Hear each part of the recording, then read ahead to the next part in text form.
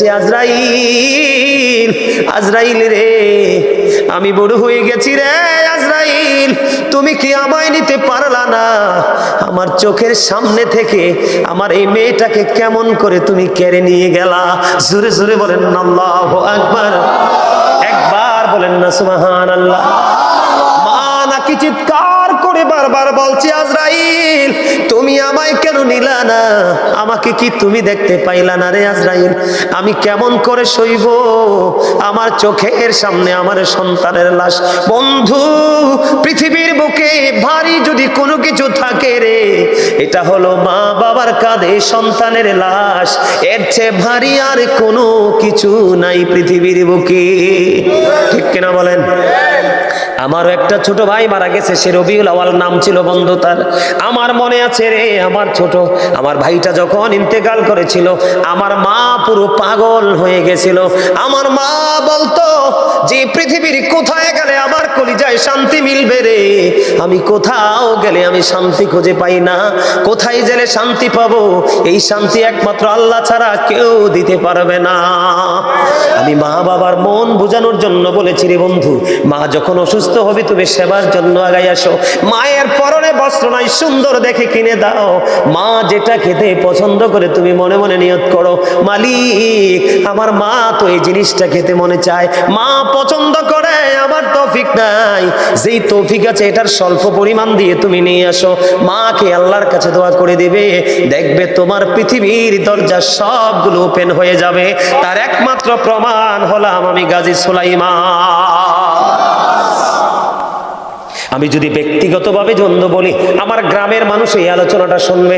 আমি যদি মিথ্যা বলি, আপনারা খবর নিতে পারবেন।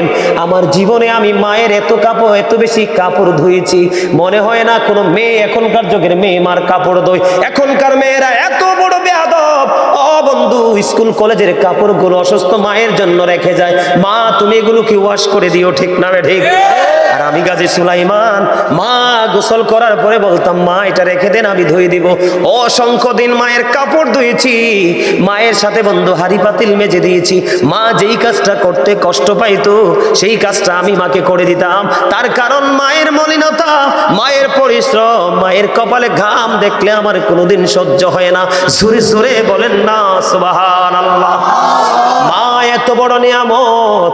মায়ের প্রেমিক যে সন্তান মা হারাইছে বন্ধু, সে বুঝে রে পৃথিবীর কেউ নাই ডাক দিয়া ঘরে নেওয়ার। কথা বলেন আছে পৃথিবীতে বন্ধু? গতকালকে আমি বগুড়া থেকে আসার সময় আমার একটা ছেলে, আমার সফর সঙ্গী, সে বলে, ভাই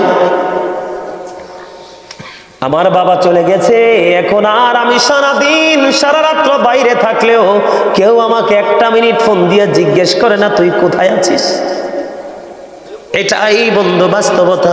মা বাবার প্রেমের ভুবন, এই ভুবনে যদি কোনো সন্তান ঢুকতে না পারে, মা বাবার কলিজার মধ্যে যেই প্রেমের ভবন আছে রে, ওই ভবনে যে সন্তান ঢুকতে পেরেছে তার জীবনে বন্ধু ভ্রমণ শুরু হবে।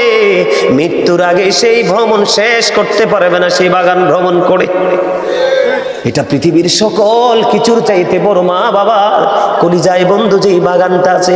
কিন্তু সন্তানগুলো একটুখানি সুখের জন্য মা বাবার কলিজায় বন্ধু আগুন জ্বালাই দেয়। এই আগুন তোমাকে উপরে বন্ধু পুড়িয়ে ছাই করে দিবে, কোনো দিন তুমি বুঝতে পারবা না। এই কারণে আমি ওই ছোট্ট কালে ক্লাস 9-10 যখন পড়ে একটা গজল লিখেছিলাম বন্ধু বাবা মাকে নিয়ে।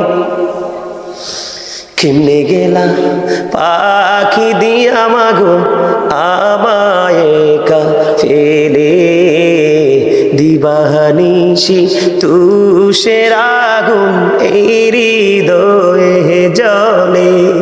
বলেন কেমনে গেলা পাখি দিয়া মাগো আমায় একা ফেলে, দিবানিশি তুষের আগুন এই হৃদয়ে জ্বলে। হায়রে কান্দা কান্দা হইছে রে নদী মা, হায়রে কান্দা কান্দা হইছে রে নদী, আমার নয়ন জলে। দিবানিশি তুষের আগুন এই হৃদয়ে জলে আদর করে নেইনি গো কেউ আমায় কুলে তুলে কিছুদিন দূর করিয়া যায় যে আবার ভুলে। ঠিক না বেটি? সন্তানের জন্য চিরস্থায়ী কোল হলো বাবা মার কোল, এর বাইরে আর কোনো কোল নাই যে টেকসই আছে। কথা বলেন না কেন? আদর করে নেইনি গো কেউ আমায় কুলে তুলে কিছুদিন দর করিয়া যায় যে আবার ভুলে আমায় নাম দড়িয়া ডাকি দিয়া আর মা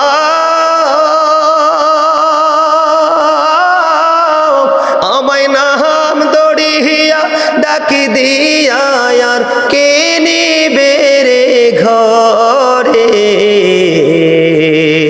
দিবানিশি তুষের আগুন এই হৃদয়ে